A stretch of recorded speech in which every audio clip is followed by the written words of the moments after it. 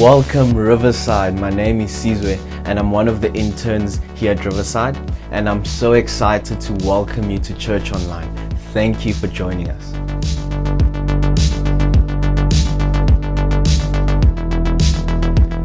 Can you believe it? We are almost into March and this year is flying by. I really hope it is turning out into all that you have hoped it would be. Here's some very interesting stats for you because I found the study so interesting. It says that by now, 80% of us who embarked on some New Year's resolutions have stopped them. In fact, the study shows that 94% of all people who want to make some changes at the start of the year don't last the first month. Oh, Craig, thanks for reminding me about something that I know to be true in my own life. Thanks for the depressing stats right at the start. Well, here's some other interesting stats. A similar study showed that of people who are wanting to start new ventures in their lives, business ventures, social projects, wanting to embark on something, that 80% don't last the first 18 months. Now, of that 20% left, 70% of them don't even make it to year 5 in their venture. Craig, you are really hitting us with some heavy, depressing stats. See, we have this thing about us as people that when things get hard, we often don't make it through. And we are in a season of hard right now. We're almost a year into this new normal of lockdown and not being able to do life and faith and church and community and ministry and work like we want to. And so we're trying to rebuild what our lives look like, what faith looks like in this season.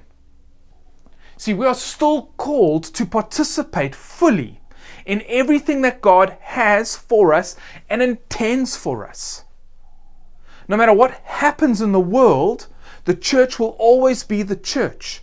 Jesus will still be the head and we will still be his body, all called to engage fully in kingdom life. And so as we've been looking at this, we have been trying to figure out how to get back and engage in all that God has called us to. But how do I handle it when things are hard? So why don't you turn with me to Nehemiah chapter 4. And we're going to pick up the story there. So far, this has just been the most incredible story. Here is this man, Nehemiah, cupbearer to the king. He is an Israelite. He hears about what has been going on with the wall and the state of Jerusalem. And so God births in him the vision and the mission to rebuild Jerusalem and make it safe for everyone there. He approaches the king. He gets favor from the king. He gets all the resources he needs. He gets a guard to come down with him to Jerusalem. They get everything ready. They start the project. They rally the people. It's this unbelievable undertaking. And it's just like everything from this point is going absolutely perfectly well. And here is why we need to learn from stories like Nehemiah. Because there's a cycle that sometimes exists in us.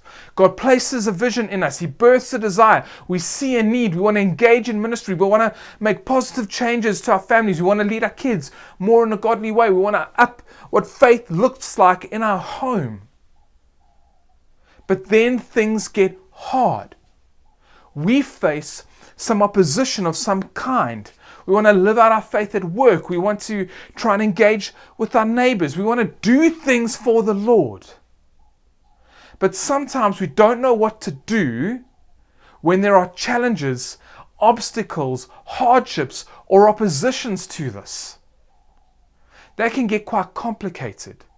And so where we're at in the story of Nehemiah is this like golden run of everything just being absolutely perfect gets met with its first bit of opposition. And so we're going to dive into that. But as we are thinking about this, We need to understand that this is something that is going to be a reality for us. When Jesus is with his disciples, he warns them. He says, in this world, you will have trouble. One of the things that doesn't happen when we come to faith in Jesus Christ is that it's like a little magic wand and bippity boppity boo, everything in our life is perfect. Coming to faith and surrendering our lives to Jesus does not mean that the storms clear and everything in our life from this point on is pure, plain, perfect sailing.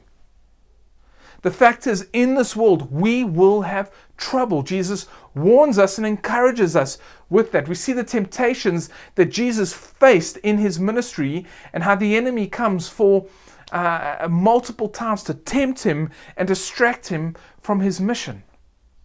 We get told in Ephesians chapter 6 from verse 10, finally be strong in the Lord and in his mighty power.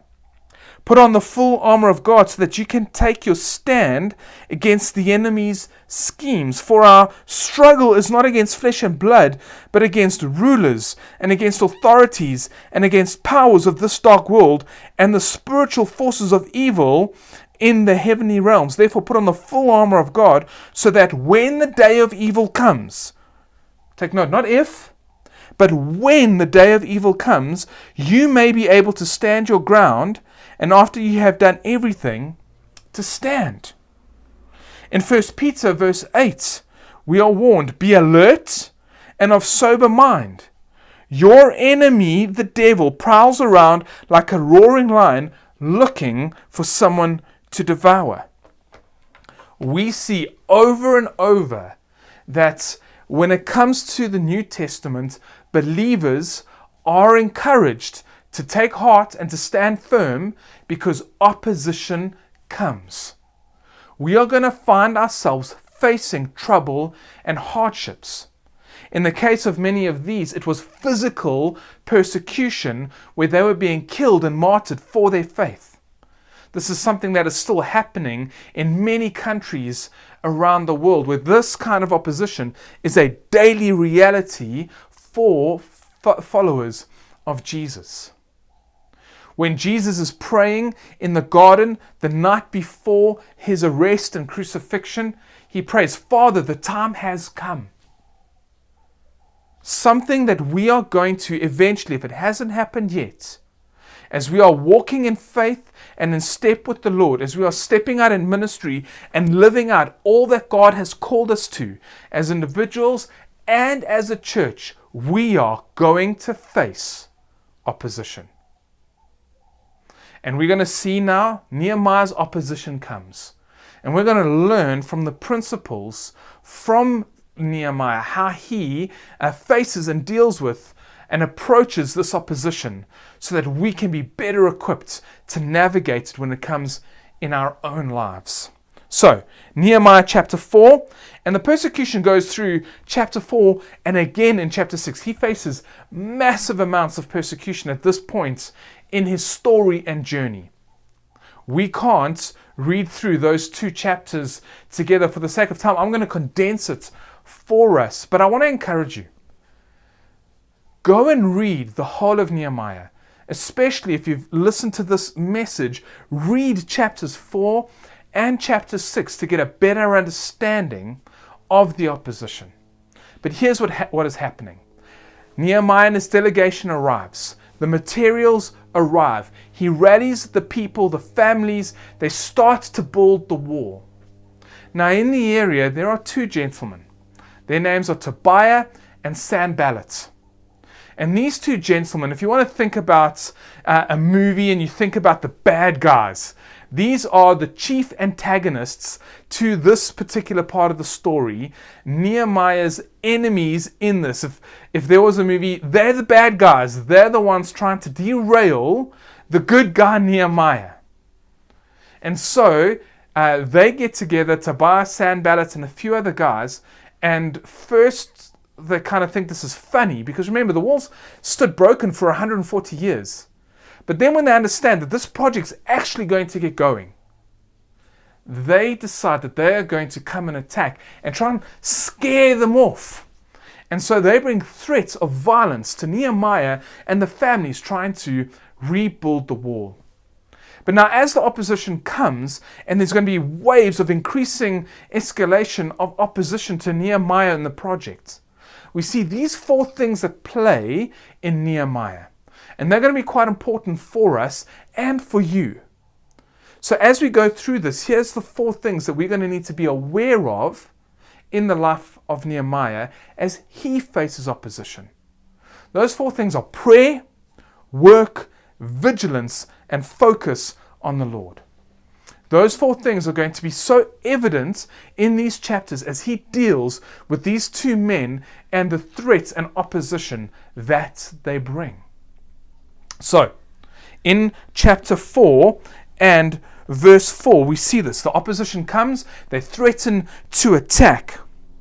And the very first thing they do is they pray. The opposition has come, the threat has come. And so this is what it says. They're praying, "Hear us, O our God, for we are despised. Turn their insults back on their own heads. Give them over as plunder in the land of captivity. Do not cover up their guilt or blot out their sins from your sight, for they have thrown insults into the face of the builders." I love this. Because again, attack comes, opposition comes, and the first thing that people do is pray. We are not going to be able to handle opposition well in our own lives if we do not root ourselves in this principle. I know this has come up a number of times in this series, and we cannot stress enough just how much prayer and scripture are part of our defense against any opposition that comes our way when it comes to living out all that God has called us to as individuals and as a church. Again, go back to Jesus and his temptations that he faced. He prays and he uses scripture. The first sign of opposition, the first threat to the project, the people and Nehemiah pray. They call out to God. If you are facing opposition to anything that you are doing, again, I encourage you to take this principle so seriously. I love the fact that he is a leader of God's people and he prays as much as what he does. He seeks the Lord constantly. He's asking the Lord for his hand to be on his life constantly. And so here's the first major challenge for us. If we are facing opposition, if you are currently going through some hard things in your life, you're not where you want to be, you can't seem to get your family serving like you want them to, you're struggling to engage in church and life and faith and community, work, finances, health, whatever it could be, your relationships, pray. Ask for the gracious hand of the Lord to be upon you. Bring the struggles to the Lord. They are very specific about bringing the opposition that they are facing to the Lord. They are seeking his intervention against the opposition that they are facing. Pray. That is principle number one. If you are dealing with opposition, if there are some hardships in your life, if you're struggling with anything, bring it to our loving, gracious Father. We know that he hears us. Nehemiah prays. And immediately after they have prayed, they engage in principle number 2. They work. Look what it says in verse 6. There are threats of violence and attack, but they go, here's what it says. So we rebuilt the wall till it reached half its height, for the people worked with all their heart. There is opposition. It's a physical threat to their lives. And we are told in the story that they worked with all of their heart. If you want to deal with opposition, hardship, struggles, we might feel the desire to give up.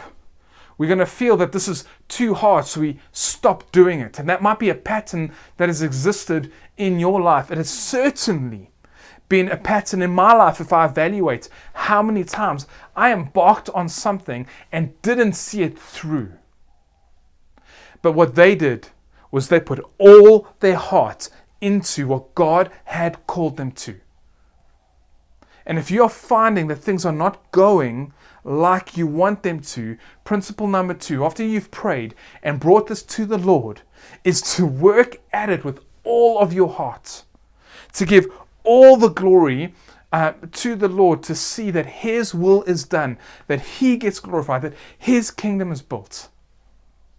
You see, for them, they added a very specific game plan to their situation. Eventually, they actually had to work with a tool in one hand and with a sword or a weapon in the other hand. They had to take turns where people would build and other people would be standing guard with weapons. In fact, it says some people didn't even change their clothes because they needed to be working and ready to deal with the opposition at all times. And so we can't take the literal application to ourselves, but we can take the application of they just worked with all their heart. They put everything into the work that God had called them to, instead of retreating, instead of taking a back step, instead of giving up on the wall because they knew what was at stake. They worked harder with all of their hearts. And at this point, they got the wall up halfway, a huge achievement in their life. And so here's encouragement number 2. If God has called you to something, if He has positioned you for something for the kingdom, that you've got an opportunity to make Him known, to do work that's going to grow and build the kingdom. When the opposition comes, and after you have prayed, find ways to put even more of your heart into it. Read books about it. Find people to encourage you, but just to get yourself more involved into the job. Because quitting gets nothing done. If Nehemiah had bailed at this point, the job wouldn't have been done, and we don't know what would have happened as a result of that. But they got involved with all of their heart. Number 3 is to be vigilant. Our main bad guy, Sanballat and Tobiah, they increase their opposition and change tactics. And we see this starting to happen in chapter 6. Nehemiah is building the wall, things are getting better, it's getting higher. So they send him a letter. And they say to him, why don't you come and meet with us in a village on the plain of Ono? You know, we can hang out a bit. But because, principle number 3, he is vigilant. He's aware that opposition is going to increase and come. He says this in chapter 6. He says, why should I come down?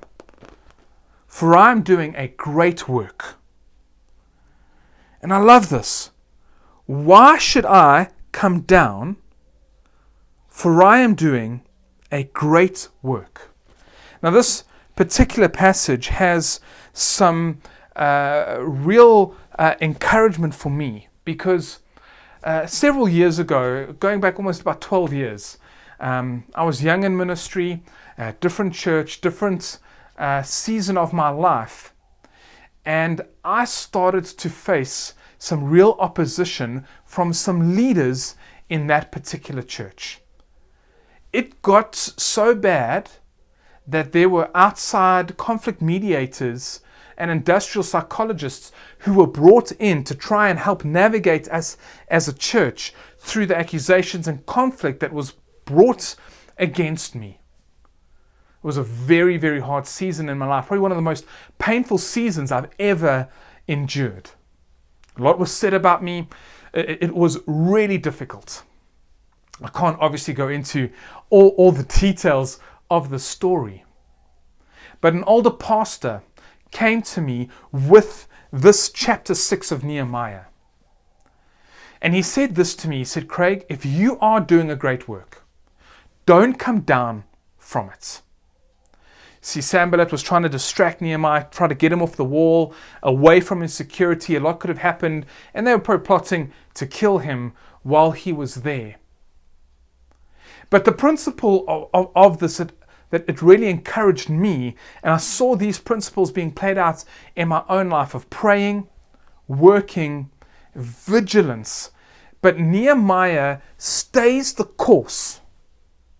And the encouragement to me was, Craig, work and stay the course of what you feel that God has called you to.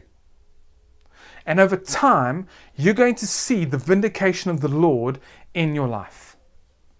As hard as that was, because I wanted to fight, I wanted to get lawyers involved, I really wanted to defend myself and my honor and my character. Instead, I decided to trust Scripture. I decided to trust in these principles with Nehemiah. And so what I did was I stayed my course.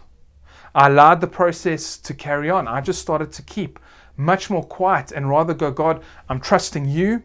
I know opposition has come. I'm vigilant to everything that's happening, but I'm not going to let it detract me from what I feel you have called me to. And in my story, what happened was the Lord did intervene in an incredible way.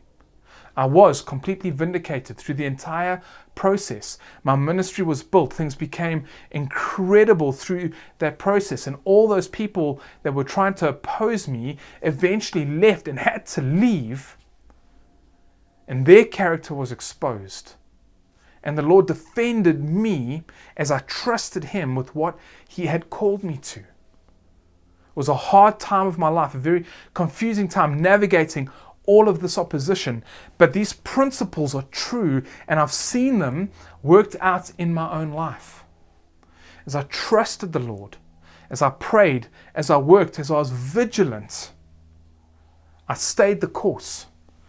All right, so here's this incredible quote from Andy Stanley, who's written a book on Nehemiah. He says, "Pursuing a vision requires faith. Pursuing a great vision requires great faith. Pursuing a vision will test, stretch, and at times exhaust your faith. And while you are pulling your hair out down here, God revels in the glory He receives." And so this is what leads to point number 4, focus on the Lord. So those 4 principles again, let's remind ourselves. We pray, we work, we are vigilant, and we focus on the Lord. I'm so drawn all the time to Jesus' final moments in the Garden of Gethsemane, when He knows His time is near and He knows everything that's going to be coming His way. He focuses on the Lord. He says, God, the time has come.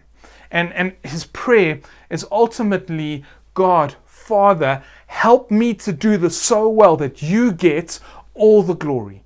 He focuses on the Lord. What is this prayer all about? God, not my will, Father, not my will, but your will be done.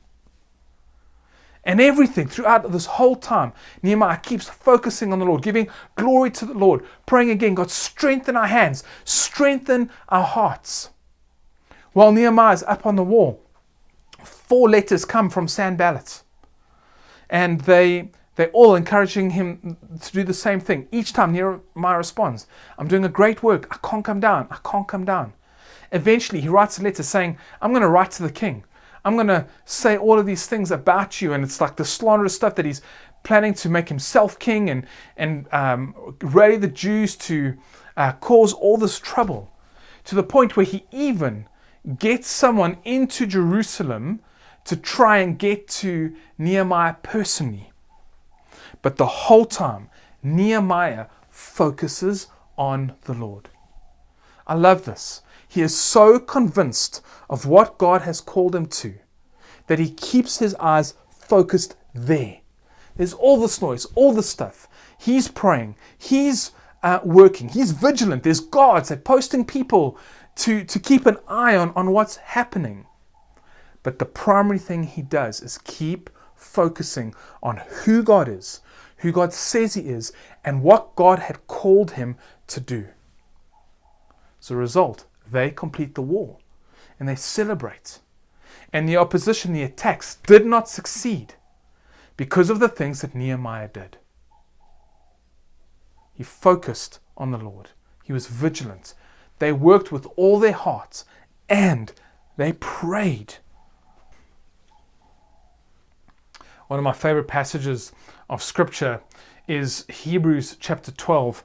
And in verse 3, we are given this incredible encouragement. And it says this, consider him, talking about Jesus.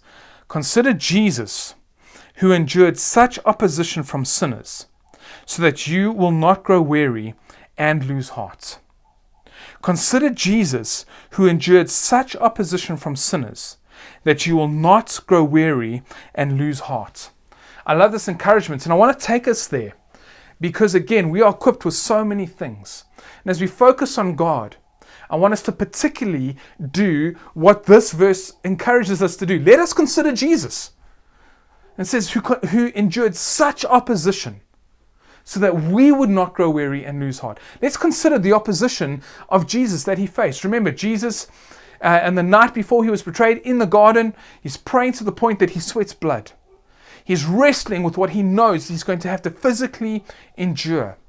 He's done praying. He's arrested wrongfully at night in the dark. He has an illegal trial. He is beaten beyond recognition. He has to carry his cross. He gets publicly and shamefully executed next to some common criminals. He's humiliated, and after his death, he still has a spear shoved into his side all the time while he is bearing our sins, the weight of that, as he's making it right between us and the Father, and the entire time he endures it. Jesus, knowing what he was going to face, knowing what was going to happen to him, the fullness of it that only he could really grasp, he endured the cross. And on top of that, he was victorious over it. And when he walked out of the tomb 3 days later, there lay defeated our greatest enemies of sin, shame, and death. Now, why we consider that is because when I come to faith in Jesus and I surrender to his completed, finished work on the cross, I move from being an enemy to a son. I'm adopted. God is my father. I am a co-heir with Jesus Christ. I'm part of the church, the body of Christ, the kingdom of God. Now, when opposition comes my way, I look at Jesus. And when I consider everything that he endured and what he overcame, I do not get weary and I do not lose heart, because nothing in this life can change that fact. See, opposition may come my way, spiritual attack may come my way, the enemy may come and try and attack me and oppose me and oppress me, and I might find that I'm in a terribly tough season in my life, but nothing can take away the finished, completed work of Jesus on the cross. Nothing can take away from what he has secured for me by his work. And my faith, as I trust him, I know that no one can snatch out of his hand those that belong to him. And so that is my position. And that was secured by what Jesus endured. And because that's where I start my ministry, that's where I start my Christian life. It's in the victory of Jesus. The cross is behind me, and the return, the victorious return of Jesus Christ is ahead of me. I don't get weary. I don't lose heart. It's hard, yes. Painful, yes. Confusing, yes. But I don't lose heart, because Jesus overcame the world.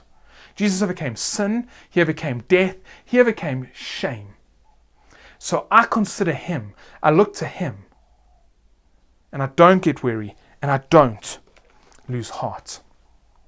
I want to kind of wrap up this time together by one more quote out of Andy Stanley's book, Visioneering. And I love how this frames everything. It's a bit of a long quote, so just follow with me. He says, success is remaining faithful to the process God has laid out for you. Certainly, there are significant and enjoyable mile markers along the way. But success is not the mile marker. Success is not the raise, the promotion, the recognition, the Christian home, or wonderful children. See, those are simply enjoyable mile markers along the way. Success is staying faithful to the process that contributed to those things becoming a reality. See, unfortunately, we often don't consider ourselves successful until we experience the rewards. as we think about opposition, final encouragement for us is this. What was the success of Nehemiah? Was it that he got the king's permission? Was it that he raised all the finances, that he got the materials, that he rallied the people, that he completed the wall, that he survived all the opposition? No, those are enjoyable markers along the way. The success of Nehemiah is his faith and his faithfulness to all that God had called him to. See, what we are called to is faithfulness and trusting all that God has called us to. And opposition, like success, is just one of the markers along the way. It will come. We will face trouble. We are going to have hard times. We are going to experience trouble in this world. Just as much we are going to experience enjoyable things in this world. But hardships is not a sign of failure. Opposition is not a sign that God isn't involved in our lives anymore. Consider Jesus. Look what was part of his life and his ministry. Look at Nehemiah. God had called him to this, and there was opposition. It wasn't meaning that there was failure. It wasn't meaning that he was doing a bad job, that God had abandoned. So I want to encourage you. I don't know where you're at in your life right now. I don't know the full extent of what hardships you are facing. I don't know the level of opposition you are having to deal with in your walk. But I want to encourage you with this. We see in Nehemiah that he prays, that he then puts himself to work with all of his heart. He is watchful. He's vigilant to everything that is going on around him. He focuses on the Lord. And Scripture encourages us to do that. It says, consider Jesus. And I want you to do that today. Spend time considering just what it means to have your position so secure in the Lord. And then to reframe what success looks like. It's just a mile marker. That what we're called to do is to faithfully walk and to faithfully serve and do all that God has called us to. I'm going to pray for us. God, I am so thankful for how you love us and how you have made it right for us to be in a relationship with you because of all that Jesus endured on our behalf, for us, for you, for your glory. I want to pray for anybody that is struggling with opposition. God, I pray that you would strengthen their hands and their hearts, that they would know your gracious hand upon them. Help them to be faithful into everything that you have called them to, so they can endure and they can walk through the opposition that they are currently facing. In your holy name, amen.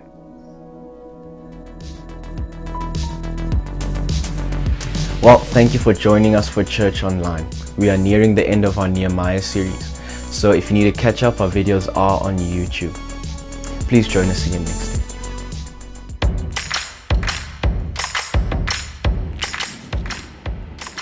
Hello Riverside family, good to have you with us, and we're doing something new and different. We want to introduce our Riverside 2021 interns to you. What is our internship, Jody? So it's a year-long program here at Riverside called 318, based on the verse in 2 Corinthians 3:18, which speaks about growing into the image of God and becoming more like Him. And really our heart and our goal is just to develop young leaders in the faith and also just in leadership and in their growth and involvement in our community. So we're on our way to pick them up, to introduce them to you. What they don't know is we've got a great surprise for them at the end of the trip, because we have found out that they've passed their matric. We got the results today, so we just want to surprise them with something great at the end. And they've both done really, really well. So let's go get them. Also just to say that we are fully respecting all COVID rules and regulations, so there will be moments where we will have our masks on, but do enjoy the ride with us.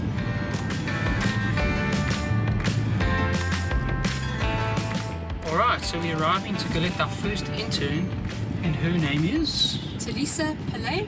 Talisa's been part of our church with her family for a while, and I'm super excited for you to meet her. Hi Talisa. Hi! How are you? I'm good, and you? Cool. Okay, Talisa, tell us who you are, about your family. Maybe take your mask off just for a second. Introduce yourself to the church. Hi, so my name is Talisa, Salim Pillay. I don't have a middle name, unfortunately. I'm kind of jealous about it. My brother got a middle name, but I didn't. Oh, sorry. It's okay, I'll take it up with my parents later. But I have a younger brother and an older sister, so I am the middle child, which is very interesting. But yeah, we're a very close, tight-knit family, very supportive family. Yeah, so I'm really excited to be doing this video. So, how did you manage matric last year? That was a crazy year, right? Yeah.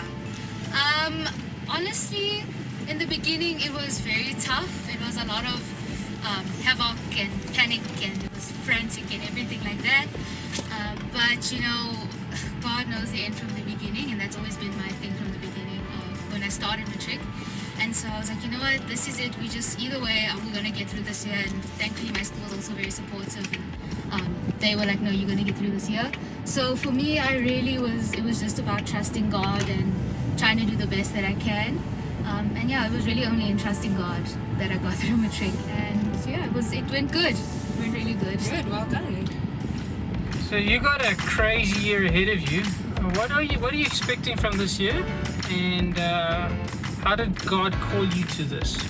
What I'm expecting is really just to see God in a different way and in a different perspective within my own personal life and just in the life of others. And I'm expecting a lot of growth within myself and a lot of good challenging myself, which I'm really looking forward to. And actually God called me into this from a very young age. From the time I was in primary school, I knew that I wanted to do a gap year and do missions work. Like, I was never stressed about going to varsity. I just always knew I wanted to serve and have a year between God and I before I went into like a job and decided what I'm doing for the rest of my life. Can you recall a time where you can really tell us about where God came through for you? I think if I really had to say, it would probably be my whole school career, if I'm being honest, because my sister is differently abled. She has autism and cerebral palsy, and when I was younger, like primary school, even the beginning of my high school, like grade 8, 9, she was in hospital a lot, and especially it always happened to be in my exam seasons. And so obviously, you know, exam seasons are stressful enough, and then having my sister in hospital, so some days I would even like go sit in the hospital and study. And those are the moments where I was like, you know, God, please just, you know, I don't even care about these exams right now. Like, please just bring her out of this. Like, this is so unfair that, you know, I'm here writing exams and she has to be in a hospital bed and she'll never have the opportunity to even write an exam or experience this. So we're about to pick up your partner in crime, Sizwe, introduce him to the church, and let's see what he has to say for himself.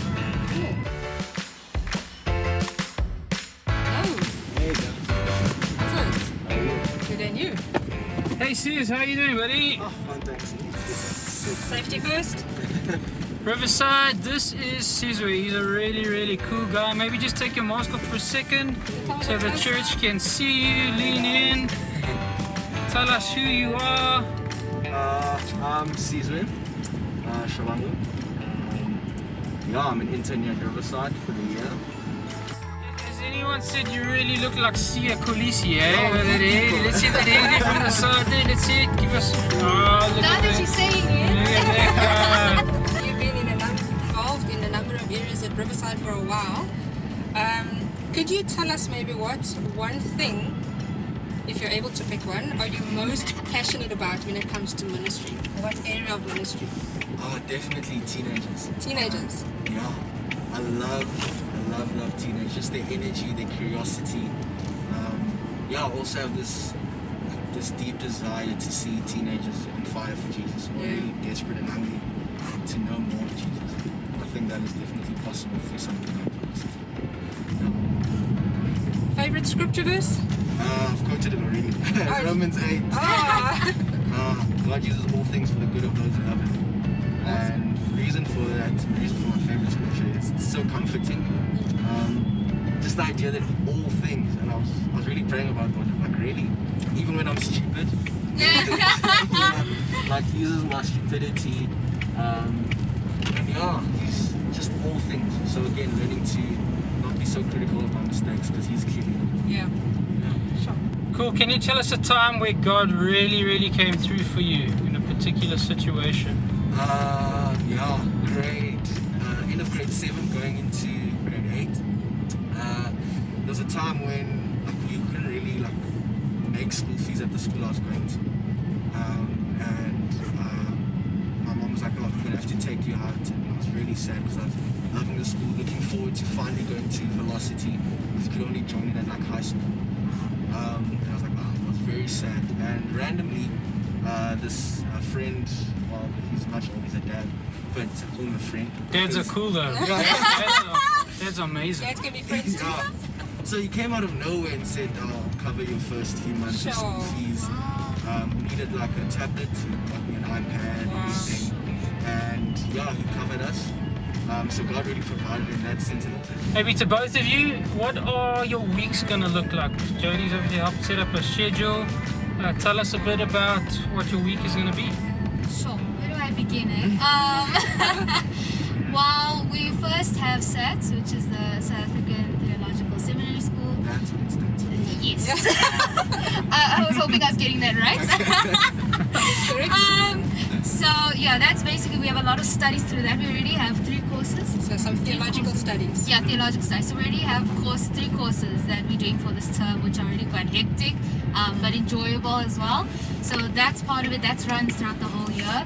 And then we have schools ministry as well. We already are in like 3 schools where we just go and minister to the kids, discipleship, spend time with them, whether that's through games, discussions, just really getting to meet the kids where they are, the kids and the teens, and just seeing God grow in that space and use us to learn from them and they can learn from us.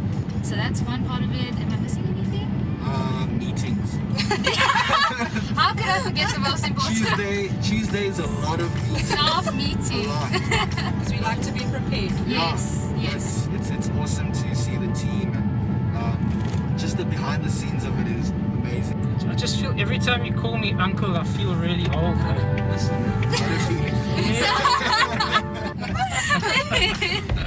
They're cheeky as well here. They're cheeky. So also just being involved in our next gen spaces, Lifehouse, Velocity, young adults, life groups and that sort of thing. I think that's going to keep you busy as well. Oh, definitely. And Johnny. So that's very, very cool. She just asked, is it food? Is it food? Well. So earlier I mentioned being a dad is really cool. What you guys don't know is right at the back, this cool dad got his kids to lie down with no one knowing. Where are you boys?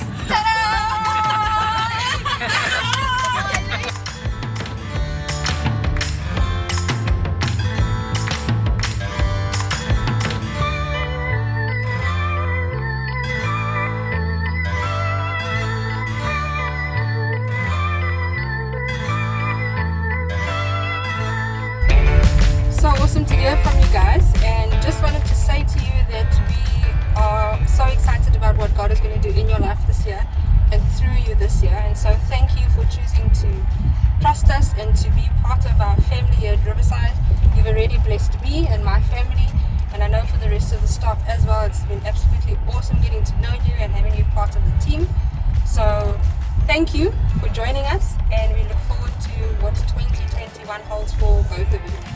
Thank you for having us. So, Alright guys, so I told you that the end of this destination is a surprise for you guys. So brace yourselves, man.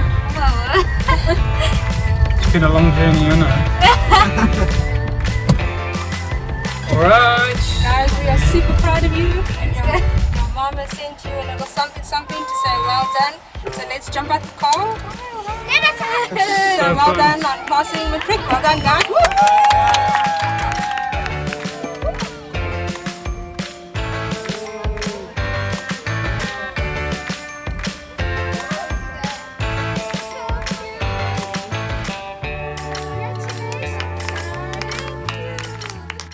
congratulations and well done on making it through a very tough year last year. And we're so excited that you are joining with us in this internship, and we wish you all of God's best. May God bless you and keep you, and may it be an awesome year for you both. Thank you so much. Thank you. Riverside, Sizwe, and Talisa.